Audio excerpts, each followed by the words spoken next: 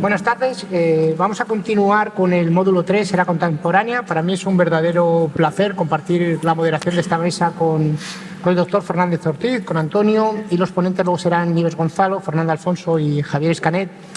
Quiero agradecer, como no puede ser de otra manera, a Nieves, a Javier y a Fernando la invitación. Para mí es un verdadero orgullo y un placer ser moderador de esta mesa. Y como moderador me voy a permitir la licencia simplemente de agradecer en público al doctor Macaya, a Carlos, pues por todo tu apoyo, consejos y ejemplos durante todos estos años. Muchísimas gracias, Carlos. Y sin más, pasamos a dar paso a Fernando. Gracias. Bueno, vamos acumulando un poquito de retraso, pero bueno, era inevitable. Bueno, en el 1994 se completaron los estudios BENSTENT y STRESS, solicitados por la FDA para la aprobación científica del stent de Palmas-Schatz para su uso en nuestra práctica clínica. Este hecho, que ahora parece lógico y convencional, supuso un hito clave en un momento de transición de la investigación en nuestra especialidad. Pasamos de la era de los genios que traían invenciones rompedoras en la práctica clínica a un paradigma de progreso más controlado, con el requerimiento de evidencia científica para dar entrada a nuevas terapias. Muchos vivisteis estos cambios, pero hoy tenemos la suerte de contar con el testimonio de un testigo directo de ese punto de inflexión, que puede contárnoslo de primera mano. Es para mí un inmenso honor presentar al doctor Julio César Palmaz, distinguido médico e inventor argentino, pionero en esta historia. Su invención, el stent balón expandible Palmas-Schatz, está considerado entre las 10 patentes más importantes de la historia. Buenos días, doctor Palmaz, desde Madrid.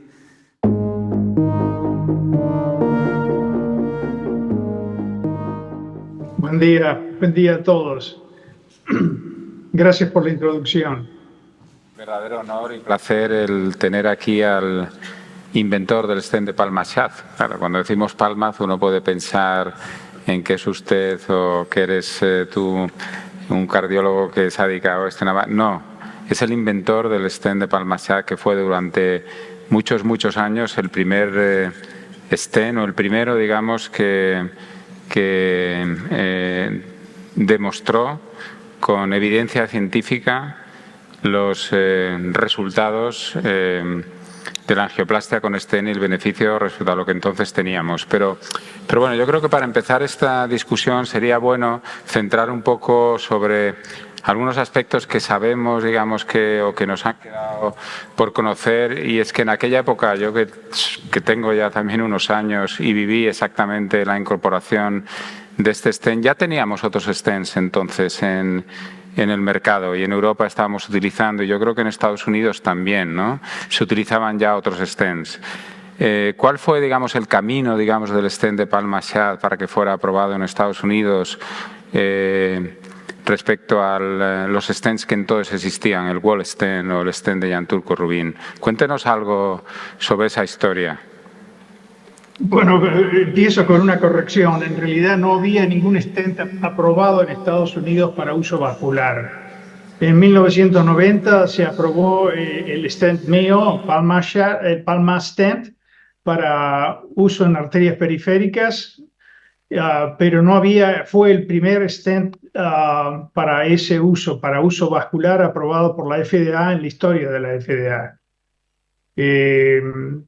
Del 90 al 94 se hizo una gran cantidad de trabajo, por supuesto lo que estamos celebrando hoy, el estudio BENSTENT, uno de los más importantes, y ahí se empezó, digamos, un cambio, como Fernando indicó, un cambio de actitud, de pasar de hacer una medicina, digamos, impulsiva o anecdótica, basado en esfuerzos pioneros aislados, subjetivos en su apreciación, empezamos a vivir un cambio en el que la medicina por evidencia científica empezó a tener mucho más énfasis. Así que, digamos, probablemente el punto de inflexión fue cuando, digamos, a poco tiempo de haberse aprobado el stent de Jan Turco para el estudio de Jan Turco-Rubin, el GR2 para el uso de emergencias, para tratamiento de disección de las coronarias post-angioplastia, es basado en un estudio no randomizado.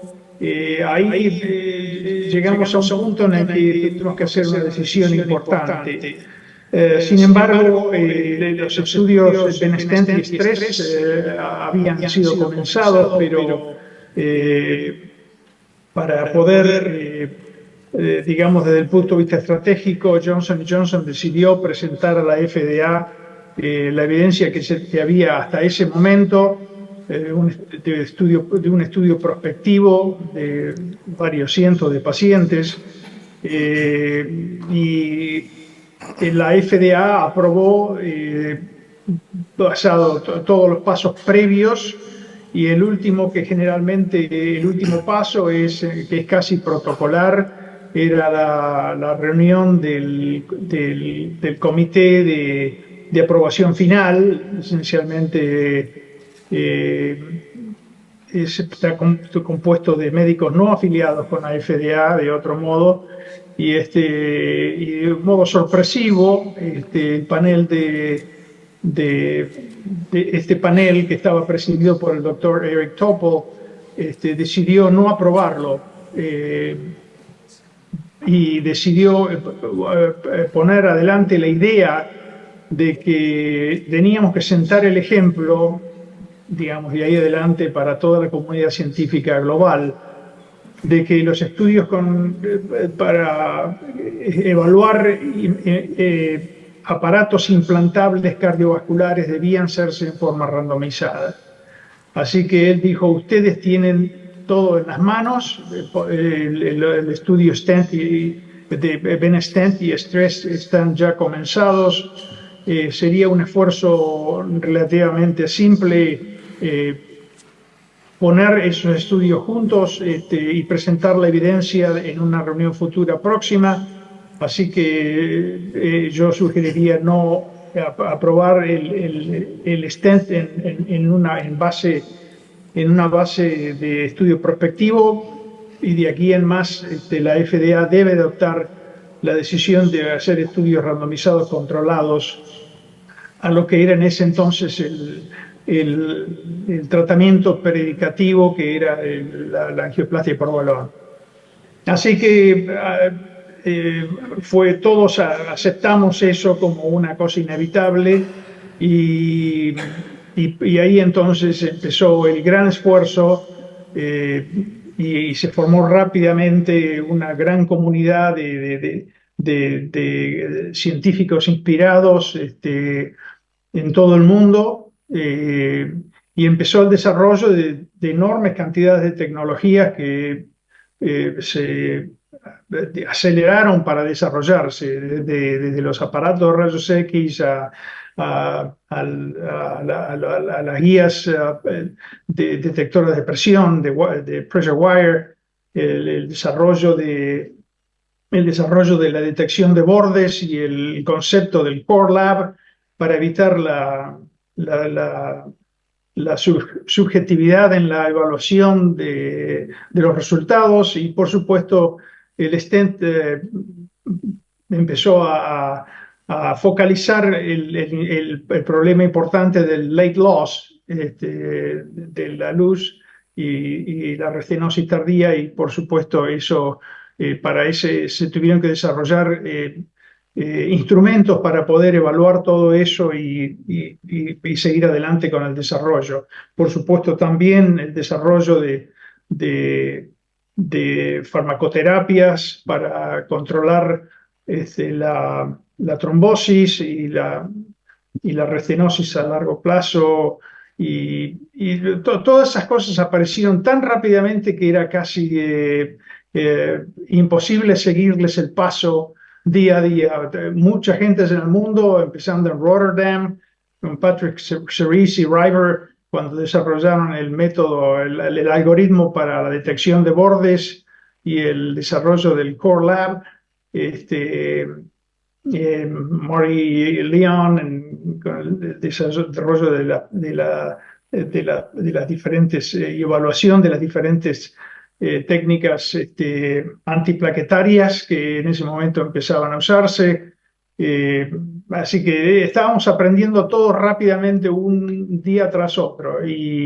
Pero lo importante del desarrollo de este esfuerzo masivo que se hizo fue que yo diría que la aprobación del stent consiguió el reclutamiento de un grupo increíblemente inspirado,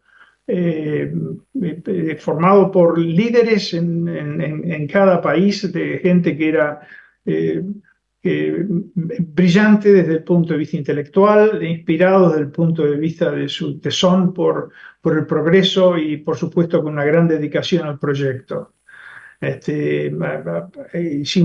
Con eso tuvimos la oportunidad de ser amigos de por vida, en el cual Carlos Macaya, por supuesto, es uno de ellos, y las reuniones periódicas para poder evaluar los resultados de todo esto. Era un placer para mí poder encontrar a toda esta gente y hacer amistades de por vida.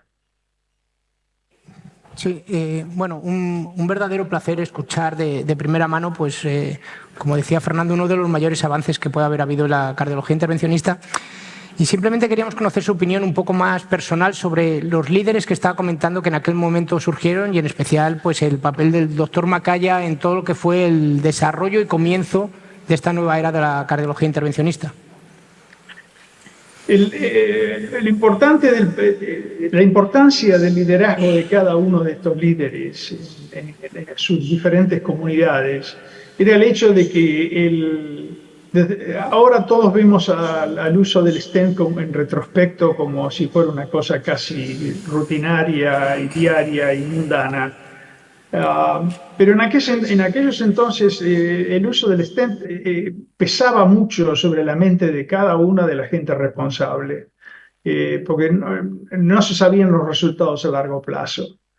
Así que involucrar a miles de pacientes en esta empresa de poner metal en las arterias coronarias y en otras partes críticas del árbol circulatorio, era una cosa realmente difícil para aquellos que tenían una conciencia médica, ¿no? El primum non nocere probablemente fue lo más, nunca fue tan verdadero, tan presente como en ese entonces.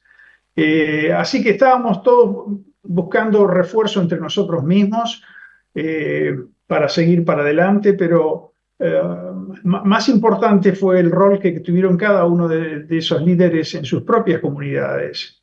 Y en ese sentido, líderes tanto como Carlos en España y Patrick en Holanda, Marty en Estados Unidos, muchas personas que es difícil mencionar ahora porque son tantos, pero fue un esfuerzo masivo, y si lo hubiéramos diseñado, yo creo que no hubiera salido tan bien como terminó siendo, porque tuvimos la bendición de que gente tan inspirada se arrimara a este proyecto y lo adoptaran como propio. Y eso fue más que una coincidencia. De algún modo u otro, formó uno de los hitos más importantes en la historia de la medicina, en el que un esfuerzo tan bien coordinado y hecho por tanta gente con gran conocimiento, experiencia y tesón, pudieran llevarlo esto todo adelante en diferentes partes del mundo, simultáneamente. Así que de ese modo todos vimos los resultados de ahí en más, empezando en 1994 con la aprobación, la primera aprobación de la FDA. El crecimiento del número de pacientes aumentó en forma exponencial. El número de fellowships en cardiología aumentó también en forma exponencial. Aparatos de rayos X con pantallas planas y alta definición, detección de borde automáticos en todos esos aparatos, hicieron pronto obsoleto la necesidad de tener core labs, pero todo empezó a progresar en forma tan acelerada y tan rápida que formó un trasfondo sumamente fértil para el desarrollo de cardiología intervencionista y, por supuesto, resultó en el beneficio tremendo para los pacientes. Por supuesto, la primera beneficio que vimos fue la caída de la tasa de mortalidad en el infarto agudo del miocardio y eso fue realmente una de las cosas que nos indicó que todo eso valió la pena. La verdad es que yo no sé si tienes la posibilidad de que tú nos veas a nosotros, pero estamos en un entorno increíble, ¿eh? Estamos en el aula magna del antiguo Colegio de Médicos, del Colegio de Médicos de Madrid, en un aula llena. Debe haber aquí del orden de 400 o 500 personas que estamos reviviendo la historia, vamos a decirlo así, de la cardiología intervencionista en España en los últimos 30 o 40 años de la mano de la vida de Carlos Macaya, ¿no? Tenemos a Carlos Macaya sentado, él ha sido determinante en la vida de muchos de los que estamos aquí hoy sentados. Y le tenemos sentado aquí en primera fila, entonces yo no sé si podemos aprovechar un par de minutos para que, no sé cuándo habéis hablado personalmente la última vez o cuándo os habéis saludado, pero yo creo que es un buen momento para que os saludéis o Carlos te salude o tú a Carlos y reviváis un poco lo que habéis vivido juntos hace unos años. Sería excelente. Hola. Veo el odio desde aquí. Julio. Sí, habla Carlos. Ahora sí. ¿Sí? Sí. ¿Me oyes, Julio? Buenos días, Carlos. Hola, buenas tardes aquí en España. Yo recuerdo cuando nos encontrábamos en los cursos del Baptist Hospital en Miami, de Barry Katzen, ¿te acuerdas? Y que una de lo que te llamó la atención fue la traducción del Elastic Recoil, que tú no lo conocías, y yo te hablaba del retroceso elástico, que tú te llamó así la atención. ¿Te acuerdas de aquellas reuniones? Dominique, ¿le doy paso yo? Claro, por supuesto. Esos fueron años muy lindos de ir a Miami en enero a disfrutar el buen tiempo ahí y la camaradería de los buenos amigos. Por supuesto que todos los intercambios contigo siempre fueron increíblemente amables y los tengo muy presentes. Luego sé que te fuiste a hacer vino, creo, ¿no? A plantar viñas. Así es. Que eso era, decías que era exclusivo casi de los cirujanos cardíacos. Y entonces yo no sé si tú ya pasaste directamente de la radiología vascular a la cirugía casi cardíaca en el comportamiento. Bueno, no, en realidad yo comparto eso también con Antonio Colombo. Cada vez que nos encontramos con Antonio hablamos de cómo nos va en el negocio del vino y los dos coincidimos en una cosa. El negocio del vino no es un muy buen negocio, pero es muy divertido. Pero de todos modos es un poco el poder alejarse un poco de la tensión y de la presión de nuestra especialidad, ¿no? Muchas gracias. La verdad, a pesar, digamos, de que ya no tengamos un embajador en Argentina, hemos podido conectar. Hemos podido conectar sin problemas contigo y así. La verdad es que ha sido un verdadero placer. Nos quedaríamos charlando mucho más rato contigo, pero desgraciadamente, como digo, son muchos los testimonios que todavía nos quedan por escuchar de este periodo del que estamos hablando y de esta vida, digamos, de Carlos Macaya. Entonces, bueno, pues con pena nos tenemos que despedir ya de ti, agradecerte de nuevo la gentileza de haberte conectado para este evento, digamos, entrañable con nosotros y nada, desearte mucha fortuna. No sé si sigues con lo de los vinos, pero por lo menos con eso también. Muchas gracias. Gracias, un gran abrazo y un gran abrazo a Fernando también. Bueno, vamos a continuar. Ahora, bueno, aunque no seguimos el orden establecido, vamos a dar paso a una intervención que está grabada de Dominic Angiolillo. Dominic Angiolillo, yo tuve el placer de conocerle hace muchísimo tiempo. Yo era estudiante de medicina y él ya era un brillante residente de cardiología y luego completó su formación aquí con vosotros en el Clínico de Madrid y creo que tenemos preparado ya el vídeo de Dominic. Dominic ahora está en Jacksonville y es una referencia mundial en todo lo que es el tema plaquetario y la trombosis.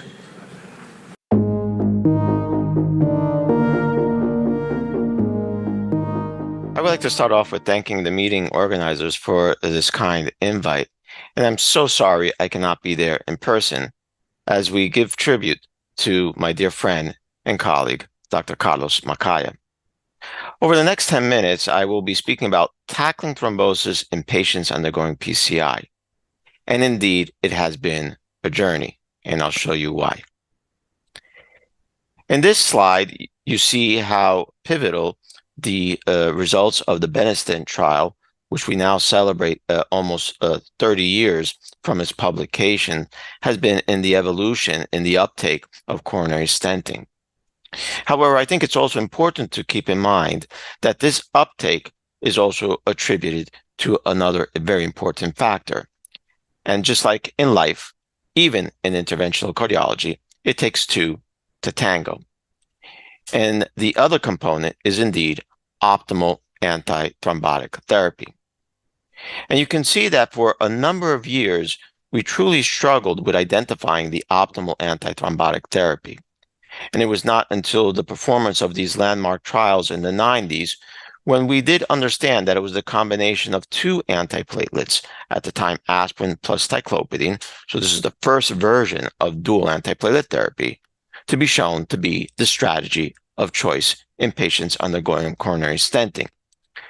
Now, indeed, Carlos has played a pivotal role in these trials. You can see here his contribution to the Benistant trial in the New England Journal of Medicine, published in 1994. The one-year outcomes supporting the benefits of the strategy, as well as in the pharmacologic component, the early studies of dual antiplatelet therapy with aspirin plus ticlopidine, as in the MATIS trial. So the evolution of antithrombotic therapy ever since then has been tremendous. We know that we no longer use ticlopidine, very important drug at the time, because of its less favorable safety profile. And so the solution to the problem was clearly generation of a second generation tenopyridine blocking, which we then found to be the P2Y12 receptor. And you see here the better safety profile, the better clinical outcomes associated with clopidogrel. So it was clearly the development of this drug that led to over 20 years of clinical investigations of dual antiplatelet therapy with countless trials. I would say that one of the most important trials that really started off that era was the CURE trial, which was published in 2001, clearly supporting the concept of long-term dual antiplatelet therapy. But I remember 2001 for another reason, not because of the CURE trial, but for me, it was a very important moment because it was the year in 2001 that I for the first time met Carlos And this is what I say when the journey really begins. Now, I want to take this opportunity to thank all my friends and colleagues from Madrid. Many of you are in the audience. I really want to thank all my attending faculty at my time there. Definitely inspirational for my career. I would call this the dream team. I want to thank all the nurses, the research staff, and the ancillary staff, and of course, all my co-fellows at the time, the so-called becarios. Many are you over there, so thank you so much for everything. Now, obviously, my friendship with Carlos is tremendous, and you'll find out very soon on the reasons why. And all of you may have some memorable comments from Carlos. And here's one of the memorable comments that I had from him. One day he comes to me and says, Dominic, are you in Madrid to learn interventional cardiology or to chase girls? I thought it was a very, very interesting comment, and he got to know me well. And my answer was, Carlos, both. So sure enough, I did become an interventional cardiologist. And 1 year after this comment, we found ourselves all in Sicily, which is my hometown right over here in Taormina, at my wedding. And here you see colleagues from Madrid, but most importantly, you see Carlos in the version Il Padrino right here. Obviously, as you all know, Carlos loves his cigars. We had his blessing here, but definitely a memorable moment. But we're here also to speak a little bit about antiplatelet therapy. Over the years, I had the opportunity to work with Carlos and Antonio Fernandez Ortiz and other colleagues from Madrid on a very, very important topic, which was that of clopidogrel response variability. We were amongst the first to identify the problem and also showing its clinical implications. It was a tremendous period. We had a lot of fun. We were identifying multiple factors associated with response variability, capturing the attention also of drug regulating authorities in the United States and in Europe. And this was 2007, where this became a very, very hot topic. But also a very important period of my life. I continue to have a great relationship with my dear colleagues in Madrid, Spain. Here you see Carlos. He did find his cigar. Here we were in his farm right outside of Madrid. We're definitely a lot younger here, probably speaking about wines or soccer. Definitely great times over the past 20 plus years. But as we speak more about antiplatelet therapy and the evolution, clopidogrel was definitely a starting point, but over the past 10-15 years, we have the so-called new kids on the block, such as prasugrel, cangrelor, and ticagrelor. These have definitely changed the way we practice interventional cardiology, particularly when it comes to prasugrel and ticagrelor. I call them the drugs with the 3 Ps, more prompt, potent, and predictable. And these also translate into better clinical outcomes in acute coronary syndromes, patients with acute coronary syndromes undergoing PCI compared to clopidogrel. And this has led to the decline of other important agents which made the history of interventional pharmacology, which was that of the glycoprotein 2B3 inhibitors. This is a slide given to me from Carlos over 20 years ago. Carlos was definitely instrumental in many of these trials with the glycoprotein 2B3 inhibitors, which have definitely facilitated the evolution of interventional cardiology. So we fast forward 20 years. The glycoprotein 2B3 inhibitors went from being a class 1, we used them in almost all patients, to a class 3, just as a bailout. We were pre-treating all our patients, and that went from a class 1, and now that we should not be doing it in anybody, a class 3, and replacing in acute coronary syndromes prasugrel and ticagrelor, replacing clopidogrel as a class 1. And the evolution has been such that One may be asking, will we be ever getting rid of aspirin? And the answer is maybe. And as we all know, the strategy of a P2Y12 inhibitor monotherapy is also on the rise as the treatment of choice. So as we conclude here, there's definitely been a dramatic improvement in stent technologies. The question is, do we need such intense antiplatelet therapy? We know the prognostic implications of bleeding. We know how to identify these patients. And this has led to the current era of a precision medicine approach with antiplatelet therapy, where we identify the ischemic and the bleeding risk of that patient, and accordingly, we tailor the choice of agent to that specific patient, and overcoming the concept of one size fits all, because one size clearly does not fit all. I would like to conclude thanking again for this kind invite, thanking again Carlos for over 20 years, almost 25 years of friendship and mentorship. This is with my family in Madrid last spring. And again, thank you so much. Grazie mille, maestro. Thank you.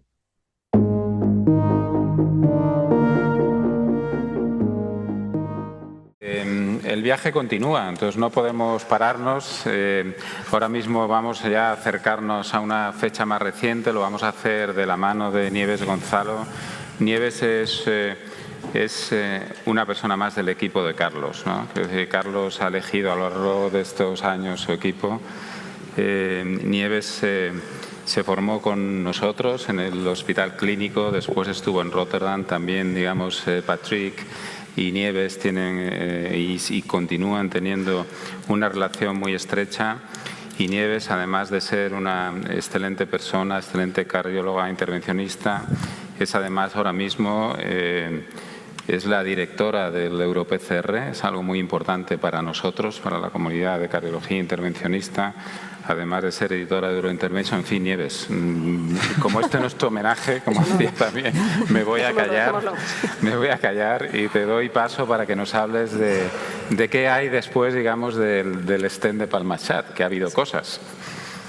Exacto. Muchísimas gracias, Antonio, por la introducción. Y bueno, muchas gracias a todos por estar aquí hoy en este día tan especial. ¿Podemos ver mis diapositivas?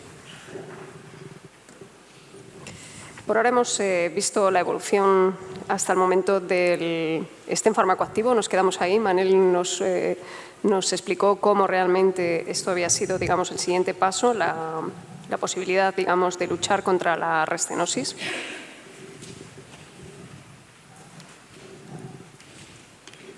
A ver si soy capaz de pasar las diapositivas. Bien, ahí va. Hemos visto la evolución de la angioplastia, desde la angioplastia con balón, el bare metal stent y el drug-eluting stent. Hemos visto cómo el principal problema con la angioplastia con balón era el recoil elástico, el retroceso elástico que comentaba el doctor Macaya. El principal problema de los bare metal era la restenosis, llegaron los drug-eluting stents y de repente parece que habíamos encontrado la solución final. Y el doctor Patrick, el doctor Serrois, reconoce muy bien este manuscrito publicado en New England Journal of Medicine en 2002, mostrando los resultados del primer estudio con stent farmacoactivo, liberador de sirolimus, y esos datos impresionantes, 0% de restenosis a los 6 meses con estos stents liberadores de fármacos. Se había acabado la restenosis gracias a los stents liberadores de fármacos. Por fin habíamos encontrado la solución perfecta para la angioplastia. Pero de repente llega el Congreso Europeo de Cardiología de 2006 y este es uno de los periódicos que se reparten en el Congreso y ahí veis la noticia del día. Ese día era «Matan los stents farmacoactivos». Un titular bastante impactante. ¿En qué se basa ese titular? Pues se basa en un metaanálisis que se presentó en ese congreso. Bueno, metaanálisis, una recopilación de 4 estudios comparando stents liberadores de fármaco, de sirolimus y bare metal stent, en el que se observaba un aumento de la mortalidad y de los infartos en los pacientes tratados con sirolimus frente a los tratados con stents metálicos. Evidentemente esto fue un shock muy importante para la comunidad y esa idea del riesgo de trombosis tardía vino además reforzada por estudios de patología en los que se decía que había un problema con los stents farmacoactivos. Los stents farmacoactivos el efecto que tenía la droga de inhibir la proliferación intimal y prevenir, por tanto, la restenosis, tenía también un efecto negativo en el sentido de que impedía la adecuada endotelización de los estrats y, por tanto, podía llevar a trombosis del stent, trombosis que en muchos casos podían ser tardías. Con lo cual, realmente, esto lleva al siguiente problema. Estamos ahora con los drug-eluting stents, surge el problema de la posibilidad de la trombosis. Y esto lleva, como siempre, lo que decía el doctor Palmaz me ha encantado porque realmente ha sido una evolución rapidísima. Si vemos, realmente para lo que suele ser la evolución de la medicina, la especialidad de la cardiología intervencionista y el intervencionismo coronario, la evolución es fugaz, ¿no? En los últimos años, rapidísimo, cambiando, surge un problema, inmediatamente surge una solución. Y este fue el siguiente paso, ¿no? Realmente pensar que si el problema era la trombosis, lo ideal sería tener algo que permitiera producir un scaffolding de la pared, impedir que esas disecciones que generamos con el balón ocluyan el vaso, pero si es posible, digamos, que ese scaffolding sea temporal y que después eso pueda desaparecer y, por tanto, permitir que esto evitara la trombosis tardía. Y es así como surge la idea de los stents farmacoactivos, que tienen muchas ventajas potenciales o muchas ventajas teóricas que todos podemos entender. La primera de ellas es que no vamos a dejar una prótesis permanente en las arterias coronarias, se va a reabsorber y eso, pues, en primer lugar, efectivamente, si se reabsorbe no se puede trombosar, es decir, evitaríamos las trombosis tardías. Podríamos incluso tratar esos vasos, si en el futuro lo necesita el paciente, con un bypass. Y, por supuesto, también, como se reabsorben, esos pacientes, por ejemplo, se podrían seguir con técnicas no invasivas, ¿no? como el TAC coronario. Otra ventaja muy importante es que cada vez que nosotros ponemos un stent metálico en las arterias coronarias, de alguna forma enjaulamos esa pared del vaso, impedimos la posibilidad del vaso de remodelarse positivamente, la posibilidad del vaso de crecer. Eso todavía, digamos, aumenta cuando ponemos capas, una capa dentro de otra, como la imagen que ven a la derecha, es un paciente que tiene múltiples capas de stent. Estamos impidiendo, digamos, la posibilidad de que esa luz, ese vaso pueda crecer. Otra potencial ventaja es la recuperación de la función endotelial. Todos sabemos que cuando nosotros implantamos un stent, en la zona del stent se pierde, digamos, la capacidad de vasomoción del vaso. Esto es un ejemplo de un paciente donde ven que tiene un stent implantado y ven cómo el vaso tiene vasoespasmo a nivel distal, sin embargo, en la zona del stent el vaso no es capaz, digamos, de responder a los estímulos. La función endotelial en la zona del stent está alterada y, además, es más, también en los bordes del stent se altera la función endotelial, por ejemplo, en este caso, también favoreciendo la aparición de espasmo a nivel de los bordes. Por tanto, con todas esas potenciales ventajas surgen distintos tipos de stents bioabsorbibles basados en polímeros, en plásticos y basados en metales, fundamentalmente en magnesio. Los stents basados en polímero, el primero que surgió fue el Absorb, y este es el primer modelo de Absorb, el 1.0. El primer dispositivo estaba formado de ácido poliláctico que por un proceso de hidrólisis acababa descomponiéndose en dióxido de carbono y agua y desapareciendo completamente de la pared del vaso. Y este es el primer gran artículo, el profesor Sir Royce might remember this very well, es el primer gran artículo sobre Absorb, sobre la primera cohorte de pacientes estudiados con stents bioabsorbibles. Esto coincidió también con mi estancia justamente en Rotterdam y yo creo que también el profesor va a recordar, profesor Sir Royce, you might remember also these slides.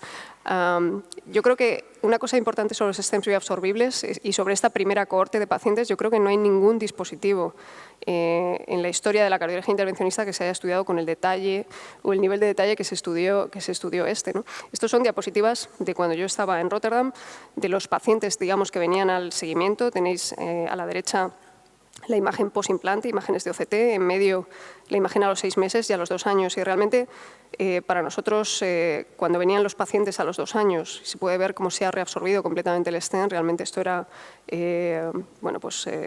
justamente confirmar, digamos, que el efecto esperado está ocurriendo y era, pues, bastante emocionante cuando venían los pacientes a hacer los seguimientos.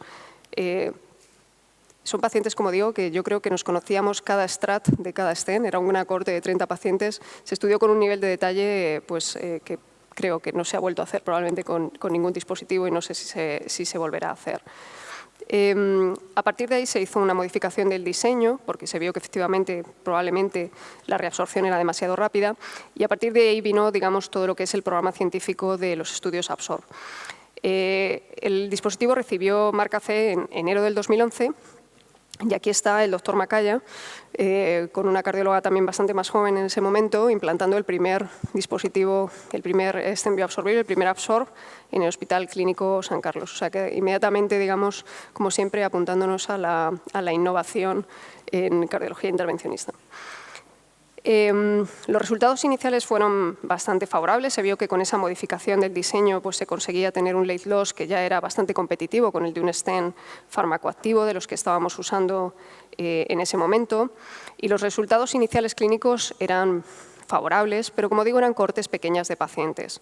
Lo que empezó a verse cuando se estudiaron cohortes más grandes es, por una parte, esa promesa de restaurar la fisiología del vaso y restaurar la capacidad, digamos, del vaso de vasodilatarse y responder a estímulos no se confirmó en un estudio más grande, como fue el Absorb-2, y sobre todo empezó a surgir, digamos, cuando se empezó a utilizar en la práctica clínica y en los ensayos más grandes, el problema de la trombosis. Empezaron a reportarse trombosis, que en la mayor parte de los casos se producían porque cuando el dispositivo empezaba a reabsorberse, perdía fuerza, digamos, radial y empezaba, digamos, los strats a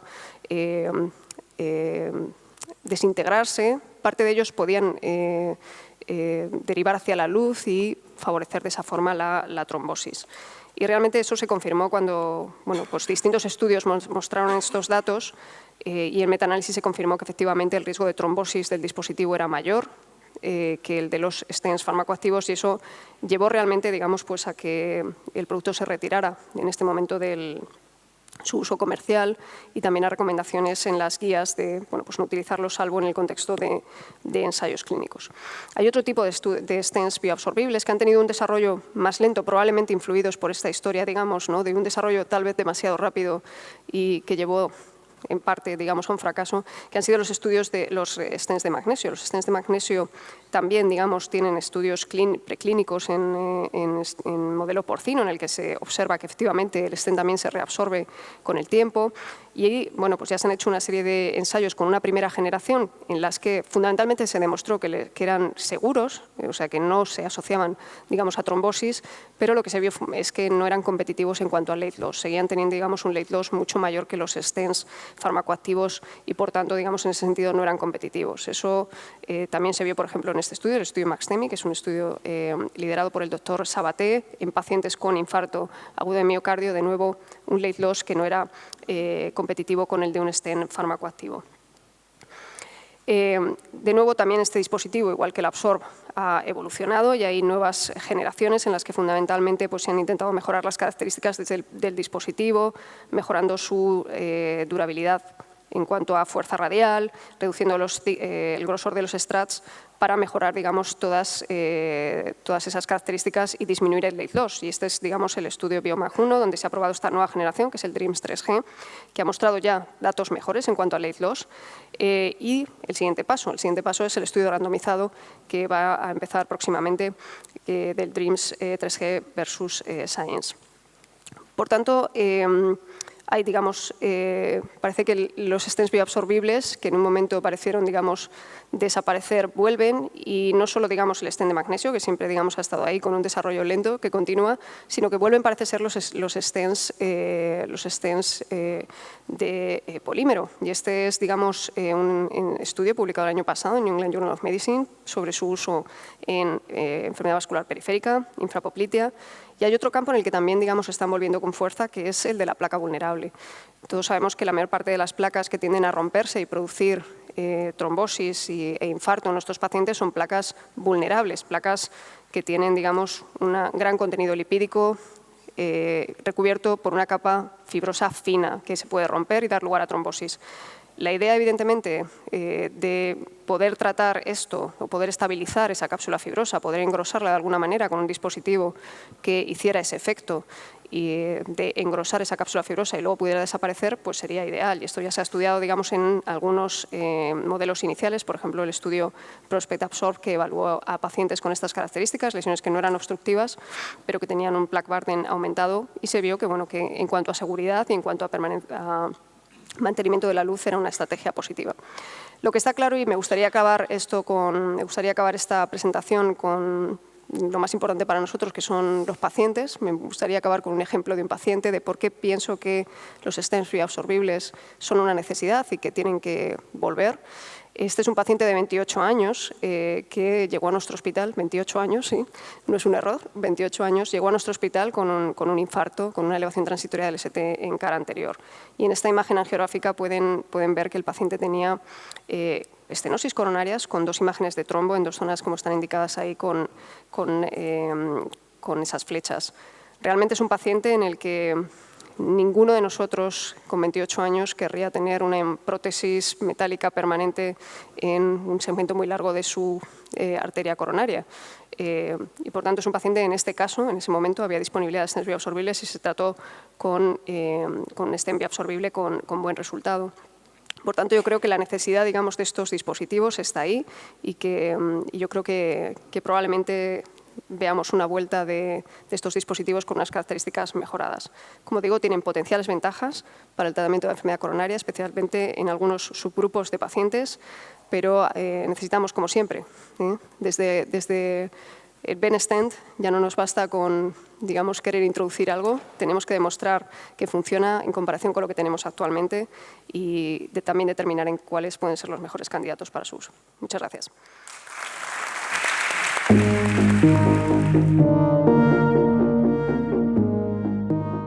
Es el doctor Fernando Alfonso, actual jefe de servicio de la Princesa, y creo que durante 14 años pues estuviste en el clínico, o sea que muchísimas gracias, Fernando.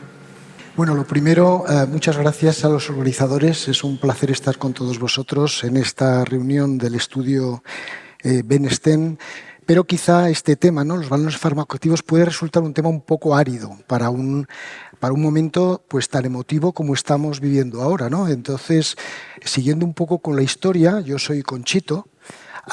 Yo vengo de la Fundación Jiménez Díaz, donde Jerónimo me enseñó lo que pudo de cardiología clínica, y para mí es obviamente un placer estar aquí porque el viaje de la cardiología de la mano del doctor Macaya ha sido mi viaje profesional y mi viaje personal. O sea que esto es un poco la parte, como si dijéramos, más personal del estudio. Los balones con fármaco se han utilizado, claro, es un balón que no deja nada detrás, ¿no? Y se han utilizado en algunos conceptos. Es clásico la restenosis intrastent, en lesiones de novo, y hay algunas cosas nuevas que también comentaremos brevemente. Yo me acuerdo que Carlos desde el principio le gustaba esta frase, ¿no? La restenosis es el talón de Aquiles de la angioplastia coronaria, y sigue siendo. Y desde entonces es un tema que nos interesó mucho, y a final de los 80 llegamos a brillantes conclusiones, ¿no? Como que la restenosis se podía tratar con angioplastia repetida, que se podía hacer durante el mismo procedimiento. Rosana hizo un trabajo muy bonito que veis ahí diciendo que la restenosis asintomática no hacía falta tratarla, y a finales de los 90, como veis, pues ya empezamos a hablar de un animal distinto que es la restenosis intrastent, que es algo un poco más complicado. Teníamos mucha ilusión.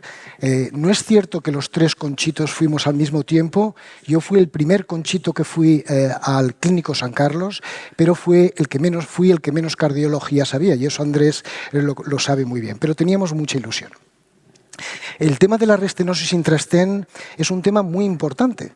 Fijaros, todos los estudios americanos, todas las bases de datos administrativas americanas siguen diciendo que representa un 10% de la actividad de hemodinámica. 1 de cada 10 pacientes. Eso en Europa sabéis que no es así. Nosotros hicimos una encuesta oficial a varios países europeos y lo que encontramos es un 5%. Es decir, que 1 de cada 20 angioplastias que hacemos en los laboratorios de hemodinámica realmente tratamos una restenosis intrastent. Toda la historia del balón con fármaco empezó con este artículo. Fijaros, un artículo de un alemán, Bruno Scheller, que ahora es bastante amigo mío, en el que solo se incluyeron 50 pacientes que tenían una restenosis de un stent convencional. Y fijaros cómo el balón de fármaco fue capaz de reducir de una forma drástica la pérdida luminal tardía y, por tanto, la restenosis. Luego hubo algunos artículos importantes. Este es un estudio aleatorizado del grupo de Adam Castrati, que comparaba en restenosis de stent convencional, balón convencional, balón con plaquetaxel y stent con plaquetaxel. Y obviamente los dispositivos que tenían fármaco resultaron mucho más angiográficamente mucho mejores. Son más fotos de ese equipo que estuvimos trabajando durante muchos años y yo tuve la oportunidad de dedicarme durante 25 años al tratamiento de la restenosis intrastent. De forma muy breve, en los últimos tiempos hemos estado intentando no poner otra malla de metal dentro de los stents, y los RIPS 4 y RIPS 5, que ahora comentaremos, quizás sean los estudios más importantes en este sentido. Los estudios RIPS surgieron tras un intento de Carlos de hacer angioplastias con un balón de radiofrecuencia, que pronto nos dimos cuenta que no era una buena idea. Luego Javier Goicolea hizo el estudio Cuba con balón de corte, y yo tuve la suerte, con el apoyo de Carlos, con el apoyo de Brown, con el apoyo de Abbott, está Mariluz también por ahí, de con la ayuda de Carlos, poner en marcha estos estudios con 25 hospitales, que básicamente era ver qué pasaba en el tratamiento de la restenosis intrastent, bien utilizando un balón de fármaco, bien utilizando un stent farmacoactivo. Y obviamente tengo que recordar que el alma mater, el que nunca ha salido en los papeles de primera autora, pero que es la que más ha trabajado en estos estudios, es María José Pepa del Clínico. Los estudios RIPS 4 y RIPS 5 demostraron que la implantación de un stent a la restenosis de un stent era mejor en cuanto a mejores resultados angiográficos iniciales y también tardíos. En restenosis de stent convencionales, demostrar que eso tenía un beneficio clínico, una disminución del TLR, veis que es algo más difícil, pero al final lo demostramos. Sin embargo, en el contexto más desfavorable de la restenosis de un stent fármaco-activo, los beneficios clínicos pues, se demostraron ya pronto desde el primer año. Estos estudios fueron la base de este metaanálisis en red, donde se compararon varios dispositivos con dispositivos históricos sobre el tratamiento de la restenosis intrastent, y se vio que el stent de Verolimus era la primera elección, seguido muy de cerca de los balones de fármaco por encima de los stent farmacoactivos de primera generación y de la braquiterapia. Este es un metaanálisis con datos a nivel de paciente. Fijaros, 10 estudios aleatorizados, 2.000 pacientes, y veis cómo cuando comparamos ambas estrategias, también desde el punto de vista los stent van mejores, disminuyendo la revascularización de la lesión diana, pero este fenómeno se ve de forma diferencial cuando la base es una restenosis de un stent convencional, que veis que no hay diferencias, versus cuando la base es la restenosis de un stent fármacoactivo, donde sí la implantación de un stent de Verolimus parece que es claramente superior. Había una señal de un posible riesgo de utilizar los stents en este contexto, la segunda capa, pero veis cómo este posible riesgo se debía fundamentalmente cuando se usaban stents de primera generación. Con los stents de segunda generación este riesgo no existía. Esta es una revisión reciente, fijaros, donde analiza o intenta resumir todos los estudios aleatorizados que existen en el tratamiento de la restenosis intrastent. Y veis en azul todos los estudios que al menos uno de los brazos ha incorporado balones farmacoactivos, y veis que la práctica totalidad de los estudios recientes utilizan esta tecnología. Aparte del tratamiento en la restenosis intrastent, hace falta ver bien lo que está pasando. Muchas veces, y estos son imágenes de IBUS y de OCT, el stent está infraexpandido, tiene un problema mecánico, a veces hay una hiperplasia neointimal excesiva o a veces hay neoaterosclerosis. Quizá es diferente si hay una hiperplasia homogénea o si hay neoaterosclerosis, y hay un estudio de Nieves en este sentido, y se va a hacer ahora un estudio intentando ver si la estrategia de balón con fármaco versus stent farmacoactivo de última generación difiere, tiene una interacción dependiendo del tipo de tejido que causa la restenosis. Bueno, hemos hablado de la restenosis intrastent, eso nos lo sabemos todo. ¿Por qué tenemos que hacer este tratamiento en lesiones de novo? Las lesiones de novo tratadas con balón nos han dicho que no van muy bien.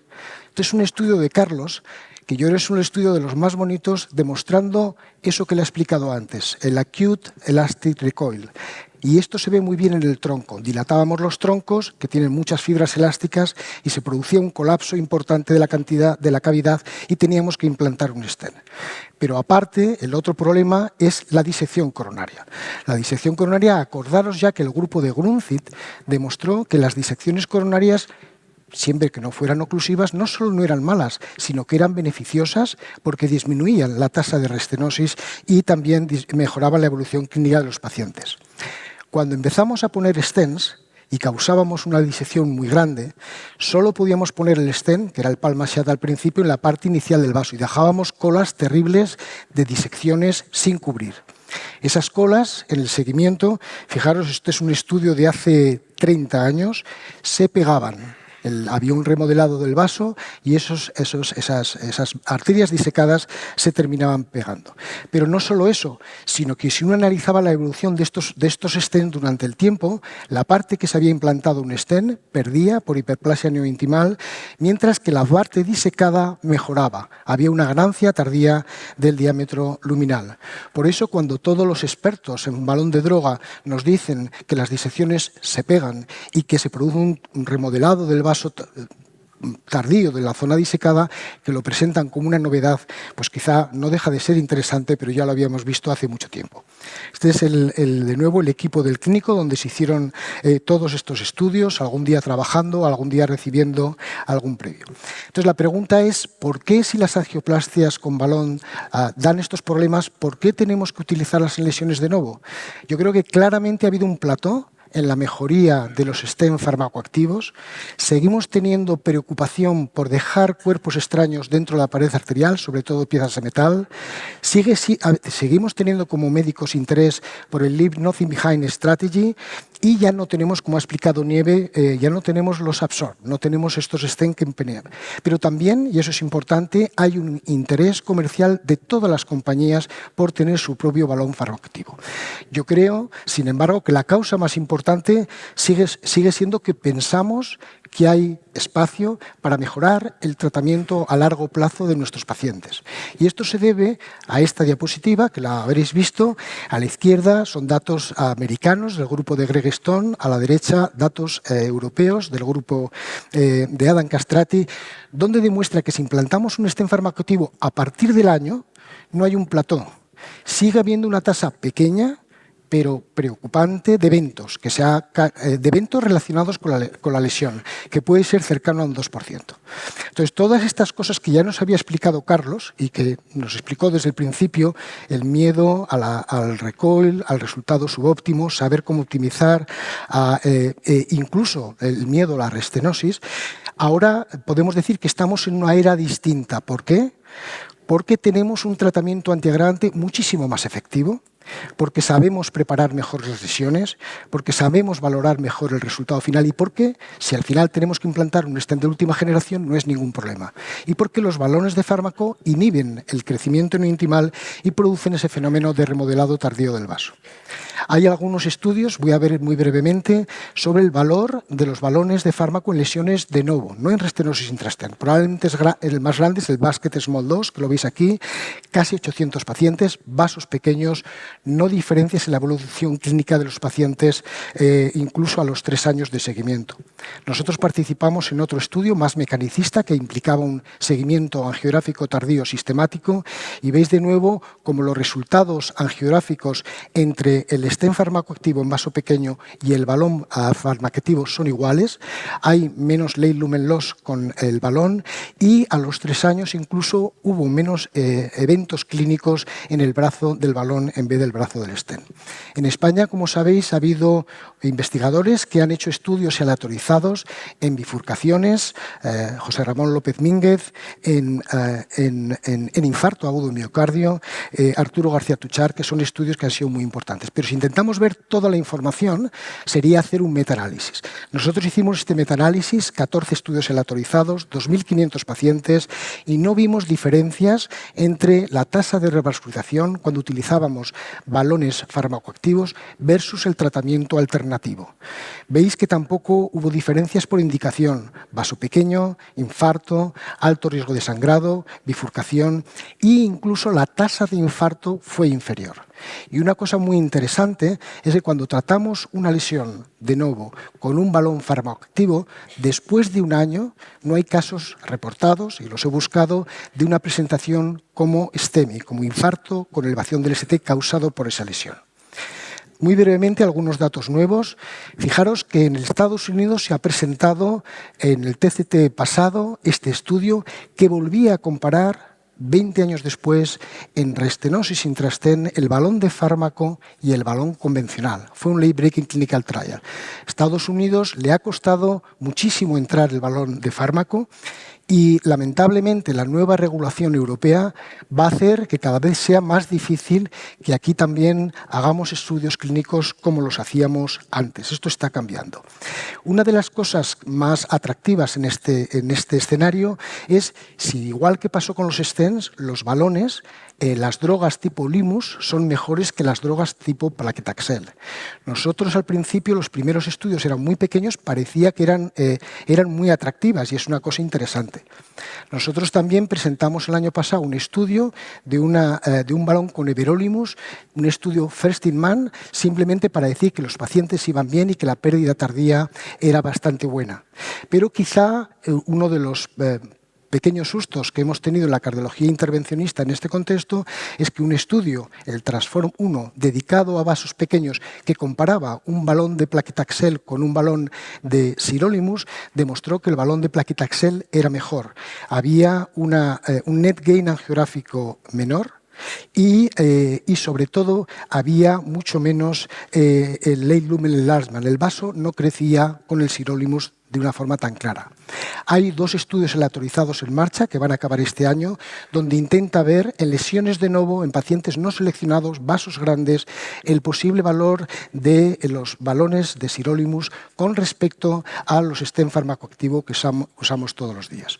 3 cosas nuevas que yo he aprendido recientemente. En primer lugar, hemos hecho este metaanálisis que vamos a publicar pronto, 6 estudios aleatorizados muy pequeños, por eso los hemos juntado en este metaanálisis, y está claro que con Plaquetaxel hay menos late lumen loss y con Plaquetaxel hay más late lumen enlargement.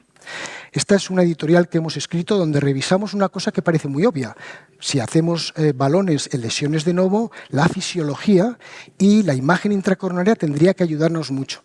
Bueno, pues los datos no son concluyentes. Desde luego no son concluyentes del todo, pero está claro que ver la placa, ver la luz residual, ver la disección nos tiene que enseñar a optimizar los resultados de estas estrategias. Y finalmente está este fenómeno, que no es nuevo, pero ahora está de nuevo como de moda, que es el late lumen enlargement, el crecimiento del vaso, que básicamente es un late lumen loss negativo. Esto es especialmente importante en lesiones de novo, es especialmente importante cuando utilizamos Plaquetaxel. Se debe tanto a que crece el vaso como a que disminuye la placa coronaria. Se ve más frecuentemente cuando inducimos disecciones y se asocia a mejores resultados no solo angiográficos, sino también clínicos. Una vez dicho eso, muchísimas gracias y muchísimas gracias, Carlos, por habernos guiado durante todo este tiempo. Esperamos seguir tus directrices durante algún tiempo más. Muchas gracias.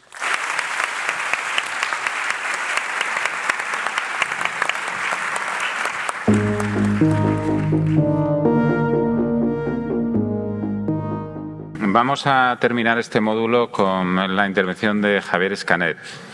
Javier Escanet fue un fichaje del clínico, un fichaje de Carlos en el año 96, creo recordar, o quizá, bueno, hace más de 20 años, vamos a decirlo, a dejarlo ahí. Y en todo este tiempo, Javier, la verdad es que ha contribuido mucho y en muy variadas, digamos, avances y estudios en el hospital. Algunos de ellos siendo el protagonista, ¿no? Yo, por destacar alguno, creo que Javier está bien reconocer que ha sido el inventor del IFR, que ahora utilizamos. Sí, acuérdate de aquellas discusiones, ¿no?, que teníamos entonces, o por lo menos has formado parte, digamos, de ese grupo, y yo creo que es justo reconocerlo.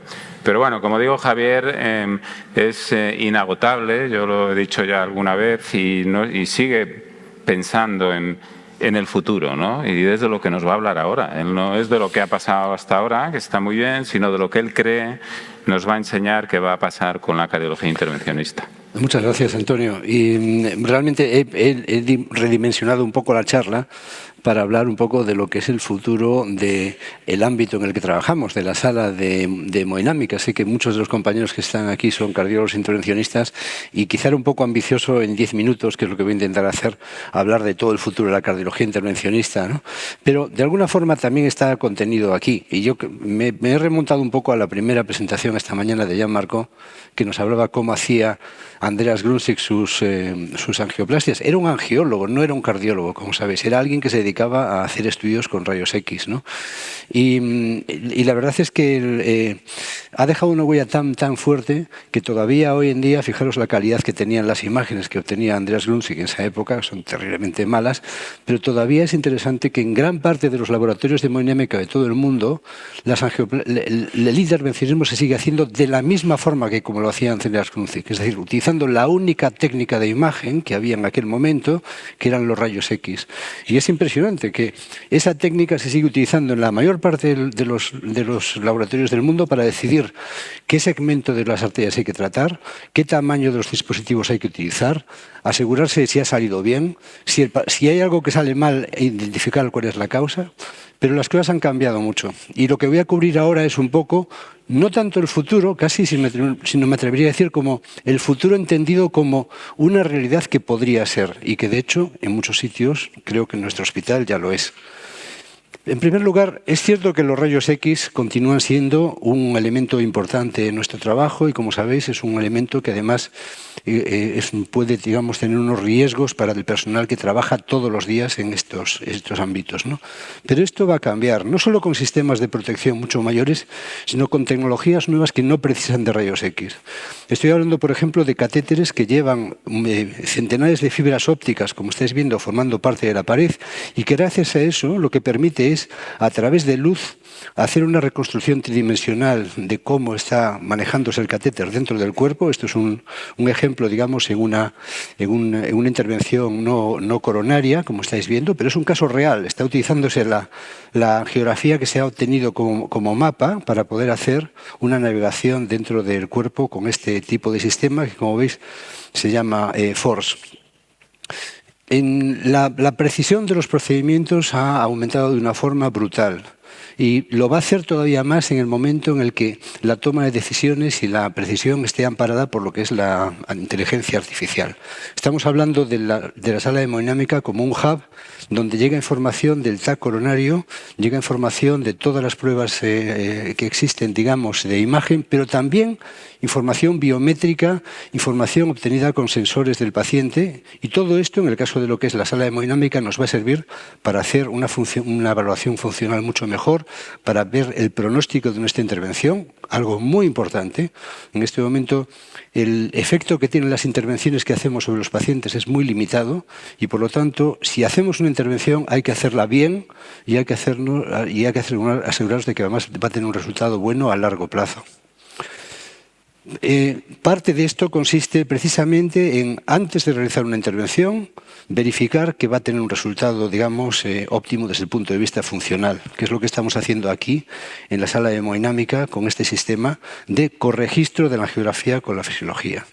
Pero también podemos hacer lo mismo utilizando un análisis computerizado con dinámica de fluidos con los tags coronarios. Podemos ver dónde están las estenosis y verificar si un tratamiento específico, una localización, va efectivamente a proporcionar una mejoría funcional o no. Es decir, antes de hacer la intervención, llegará a ser un prerequisito demostrar que esa intervención va a beneficiar al paciente y no embarcarse a realizarla y luego comprobar si ha salido realmente con éxito o no. Esto es hace unos días desde el Hospital Clínico San Carlos. Este es uno de los casos que decía antes por la mañana Mariluz, que el doctor Macaya hace 10 minutos y que nosotros hemos empleado hora y media. Lo que hemos hecho aquí, lo que estáis viendo es, a partir de la angiografía previa, hemos hecho con angiografía coronaria funcional una predicción de la intervención antes de que el paciente entre en la sala, ¿ya?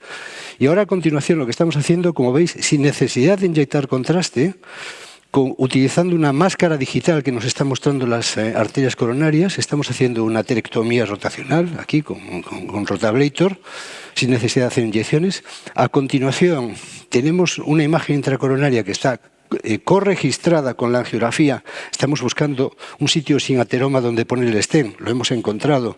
vemos cuál es el tamaño del stent que habría que poner ahí, todo con una enorme precisión a la hora de realizar la intervención. Y este es el resultado que hemos obtenido comparado con la imagen de análisis digital. Pues un resultado, como sabemos, que ha sido predecido, que ha sido tenido un resultado excelente y que, bueno, pues que nos trae nuestros gozos en la sala de hemodinámica cuando hacemos un trabajo bien hecho. Esto es como estamos trabajando en este momento, pero va a mejorar, porque en este momento la cantidad de equipamiento que tenemos en la sala de hemodinámica es realmente un obstáculo muy importante a nuestra forma de trabajar. Estamos diciendo, colócame ahí el eco para hacer la punción femoral, no, pero súbeme, muéveme las pantallas, etcétera. Todo esto va a cambiar.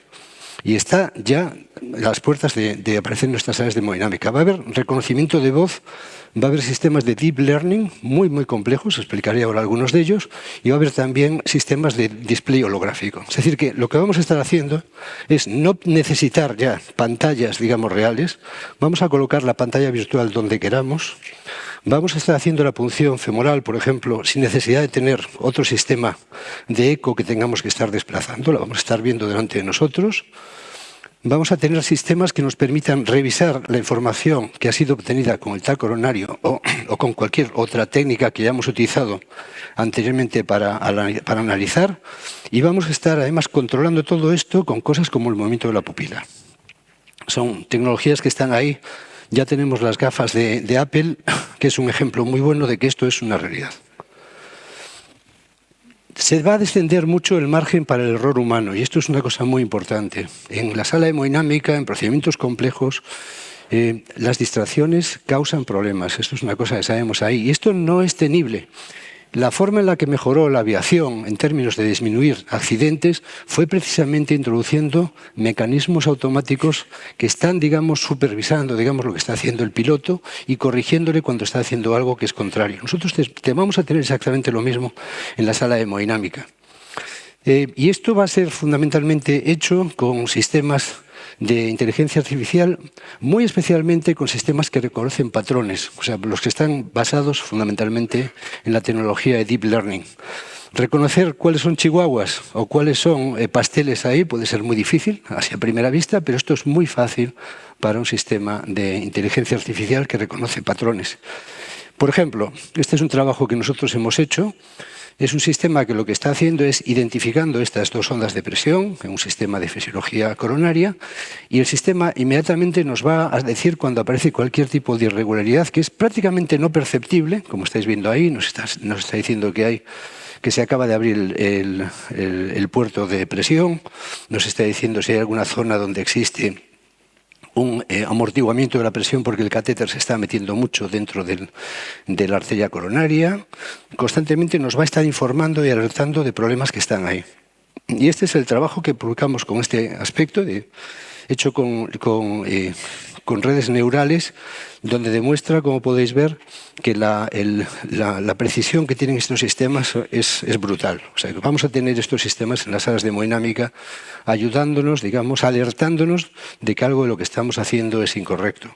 Nos va a ayudar a trazar automáticamente las imágenes de nuestros sistemas de imagen intracoronaria, a identificar zonas de ateroma, a trazar la luz, pero no solo eso, nos va incluso a dar, basados en datos epidemiológicos, hacer predicciones de cuál puede ser la posibilidad de una recurrencia, de una restenosis, de un fallo del stent en determinadas localizaciones con el tipo de prótesis que estemos utilizando. Las coronariografías se van a estar segmentando de forma automática en la sala de hemodinámica, e incluso nos van a estar siendo capaces de identificar, y estos ya son datos de sistemas que están, digamos, entrando ya en el mercado, donde te puede identificar si hay estenosis, si hay calcificación, si hay trombo o si hay disección, sin necesidad de tener que hacer una búsqueda individualizada por el operador. Y por último, la detección de patrones va a estar siendo capaz de decir que algo está pasando en la sala de hemodinámica antes de que la gente que está en la sala de hemodinámica lo sepa. Va a estar trazando los movimientos de las personas. Va a estar sensando que algo va mal simplemente por cosas como es la dinámica dentro de la sala de hemodinámica. Esto es un campo interesantísimo. En este momento, como sabéis, posiblemente conozcáis estos sistemas. Ya estos sistemas detectan automáticamente cuándo entra el paciente, cuándo entra el médico, cuándo conoce la intervención, y todo esa información se vuelca automáticamente en lo que es la historia clínica del paciente. Y por último, un ámbito que es muy interesante y que todavía estamos quizá en los primeros pasos, por eso de momento parece extremadamente complejo, que es la robótica en la cardiología intervencionista. Es decir, sistemas que lo que hacen es controlar directamente, aquí está siendo el operador, desde fuera de la sala de hemodinámica, avanzando catéteres, moviendo guías, realizando implantación de stents.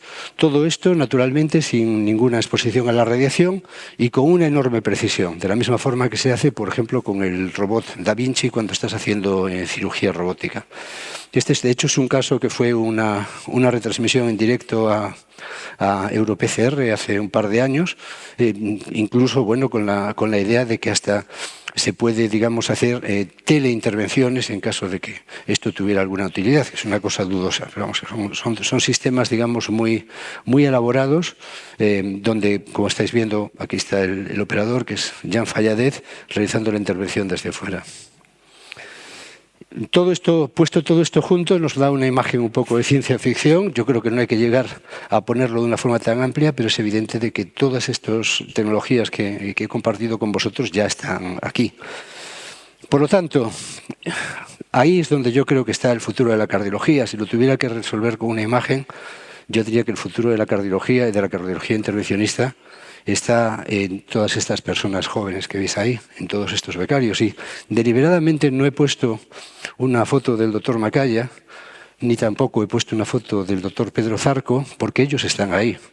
Porque esto, todo, en muchas ocasiones, y lo comentamos muchas veces en nuestro trabajo cuando surge todo esto, porque nosotros también estamos trabajando sobre hombros de gigantes, porque muchas de las cosas que el doctor Carlos Macaya colocó ahí, hoy en día, con un equipo nuevo de gestión, con el doctor Pérez Villagastín, con todos los que seguimos ahí trabajando, estamos, digamos, apoyándonos en cosas que fueron puestas anteriormente por Carlos y anteriormente incluso, como decía, por Pedro Zarco y todo esto. Y en esta misma diapositiva podría estar Jean Marcó esta mañana, porque Jean Marcó para mí es la gran inspiración en lo que es la educación.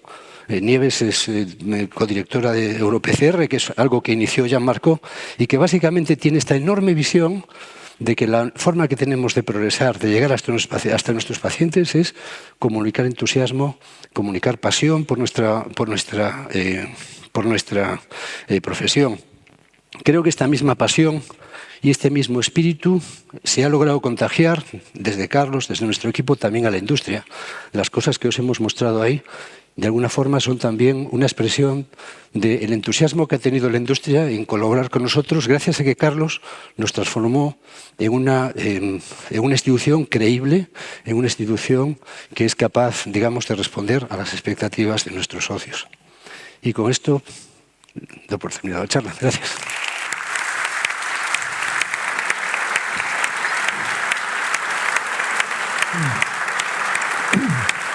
Bueno. Muchísimas gracias, Javier. Creo que ha sido una sesión increíble. Gracias, bueno, pues a la moderación de Antonio, a la participación de Nieves, de Fernando y de Javier, 4 de los cardiólogos más brillantes que hay a día de hoy en España, y los 4 con el punto en común que es Carlos Macaya. O sea, que creo que es una labor de todos vosotros y probablemente mucho tenga que ver Carlos. O sea, que con esto hemos concluida esta sesión. Pasamos al café y volvemos, no sé, 20 minutos.